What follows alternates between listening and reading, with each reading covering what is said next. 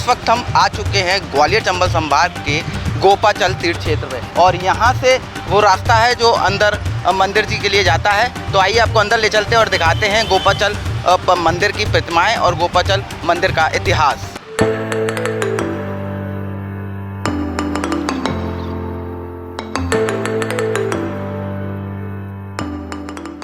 ग्वालियर शहर के बीचों बीच फूलबाग क्षेत्र में मौजूद पर्यटन स्थलों में शुमार गोपाचल पर्वत बहुत प्राचीन धर्मस्थल भी है। यहाँ हजारों की संख्या में जैन तीर्थंकरों और देवी देवताओं की मूर्तियां हैं। इन सभी मूर्तियों का निर्माण सन 1398 से 1536 के बीच पर्वत को तराश कर किया गया, इसलिए इसे एक पत्थर की बावड़ी भी कहा जाता है। यहाँ मूर्तियों का निर्माण तोमर वंश के राजा वीरमदेव, डूंगर सिंह और कीर्ति सिंह के शासनकाल में कराया गया। ये जो सीढ़ियाँ आप देख पा रहे हैं, इनको चढ़ते हुए ऊपर की ओर जा रहे हैं। ऊपर गोपाचल पर्वत के जो मंदिर बने हुए हैं, जो प्रतिमाएं हैं, उनके दर्शन आपको कराएंगे। जैन धर्म के अनुयायियों के लिए गोपाचल पर्वत एक धार्मिक महत्व का स्थान है। ग्वालियर किला, जो कि पूरी दुनिया में अपनी स्थापत्य कला के लिए मशहूर है, गोपाचल पर्वत भी इसी किले का एक अभिन्न हिस्सा है। इस पर्वत पर भगवान पार्श्वनाथ, केवली भगवान और 24 तीर्थंकरों की 9 इंच से लेकर 57 फुट तक लंबी प्रतिमाएं बनाई गई हैं। इस स्थान पर 26 गुफाएं भी हैं। इन सभी में भी भगवान पार्श्वनाथ और अन्य तीर्थंकरों की खड़ी और बैठी मुद्रा में प्रतिमाएं स्थापित हैं, जो जैन धर्म के लोगों के लिए आस्था और श्रद्धा का प्रतीक हैं। इन धर्म स्थलों के पुजारी अजीत वरैया के अनुसार यहाँ जो मूर्तियाँ बनी हुई हैं, उनमें से कुछ मूर्तियों को मुसलमान शासक बाबर ने खंडित कर दिया था।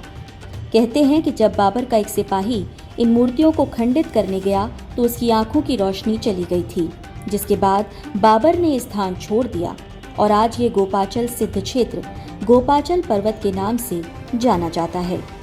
तो अब हम पहुंचे हैं ग्वालियर चंबल संभाग के अंतर्गत आने वाले गोपाचल तीर्थ स्थल पर। इसको एक पत्थर की बावड़ी के नाम से भी जाना जाता है। आपको हम बता दें कि आप जो मेरे पीछे प्रतिमाएं देख पा रहे होंगे, इनके जो सर हैं वो अलग हैं, देख सकते हैं आप। लेकिन इसके पीछे भी एक कहानी है, एक स्टोरी है, और वो ये है कि बाबर ने इन मूर्तियों को खंडित किया था और तलवारों से इन मूर्तियों के जो सर हैं उनको खंडित करने की कोशिश उस समय की गई थी और कई मूर्तियों को खंडित किया भी गया था।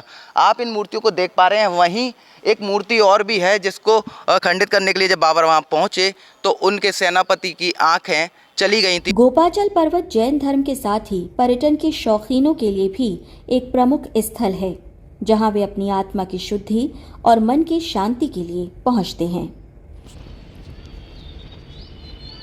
ये जैन शास्त्रों के हिसाब से 87,000 वर्ष पुराना है और पूरे विश्व में विख्यात है। 1528 मई में बाबर ने इन प्रतिमाओं को खंडित किया था। उसके बाद पार्श्वनाथ भगवान की जो प्रतिमाएं हैं उसको वो खंडित नहीं कर पाया था और उसके आँखों की रोशनी चली गई, हाथ किलित हो गए।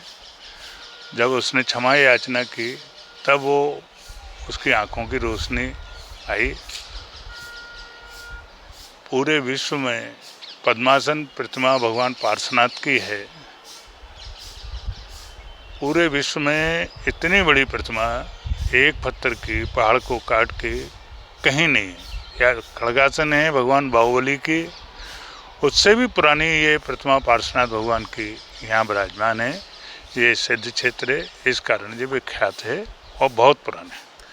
ये सब बहुत तरह के पर्यटन क्षेत्र होते हैं, है ना। उसमें से ये एक धार्मिक पर्यटन स्थल है और उसको उसी तरह से लेना चाहिए। समाज की एकता, समाज का वो नहीं दिखता है, जो भारतीय संस्कृति को नहीं समझते हैं, वो लोग ये गड़बड़ें करते हैं। जूते चप्पल पहन के जाना, उनको वो करना, दुरुपयोग करना, खाना पीना, जिनको बिल्कुल भी क्या है, 70 साल में हमारी संस्कृति बिल्कुल ख़त्म हो गई। जो संस्कृति का जो विनाश हुआ है, जो भारतीय संस्कृति थी उसका विनाश हुआ है।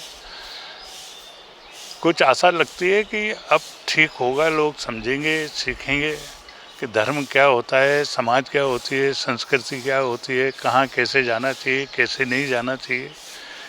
ये बहुत पुरातन मंदिर हैं, इनको सबको जीर्णोद्धार करके जब से ये बाबर ने 1528 में इन प्रतिमाओं को खंडित किया था, लोगों का आवागमन कम हो गया था। इन जिनालयों को, मंदिरों को उस समय से ऐसे ही रहे हैं, इनका समय के हिसाब से उनको विकसित नहीं किया गया। अब आगे चल के ऐसा लगता है कि ये विकसित हो गया। तो ऐसी ही रोचक जानकारी के लिए देखते रहें जनसारथी। लाइक करें, शेयर करें, सब्सक्राइब करें।